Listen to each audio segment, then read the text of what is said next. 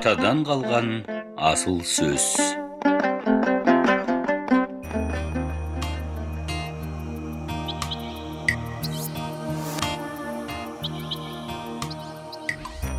Абай Ибрахим Құнанбаев 1845 жылы туылып, 1904 жылы қайтыс болған.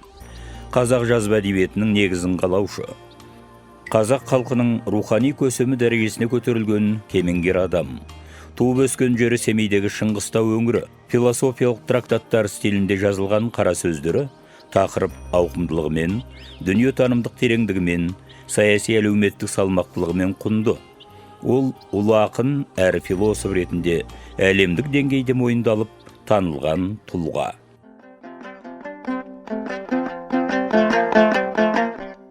Қапқан иттен өш алам десем. Абайды Оразбайдың озбырлары сабапты деген хабарды естіп, төрт арыс арғын, Найман, Керей уақтың игі жақсылары жиналып барып, Абайды қорғап жақтап сөйлей бастағанда, бірден суырылып Бегеш: «Абай мырза, ерге жара түйін деген, ит арамды, тентек құдайды танымайды.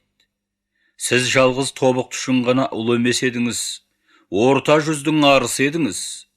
Көптің қоңыр бұйра нарындай, көктемдегі жауындай жақсымыз едіңіз.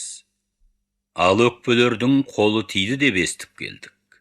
Көштің байсал тапқаны, көкорайға қонғаны, даудың байсал тапқаны, төрешіге барғаны. Отқа салып қанша өртесең де, алтын сірә жез болмас.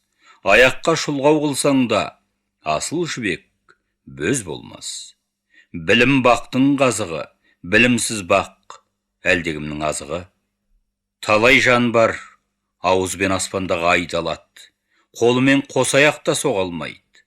Ұстазынан, жақсысынан айрылса, ел не таппақ? Сағымдай құбылып, сабындай бұзылып, іріп-шіріп жоғалады да. Абай сияқты есті, ақылды адам, надан еліне бола қалпынан айрылса не болмақ? Рұқсатыңды бер, тентегіңді тиюға келдік депті. Сонда Абай: «Ай, Бегеш-ай, шешендікпен қиыстырып айтасыз-ау, қаділет пен қасірет бар емес пе? Қара шиенің дәні болғанша, бидайдың сабағы бол. Жаман қауымның жақсысы болғанша, жақсы қауымның жаманы бол десе, не дер едіңіз? Жамандықты жолым деп кеткен Оразбайға айтқан сөз суға жазғанмен тең. Мені бір ит қапты ғой, қапқан иттен өш аламын десем, мен де ит болғаным ғой. Айып тәпермеңдер, аяғыма жықпаңдар» деп тоқтап.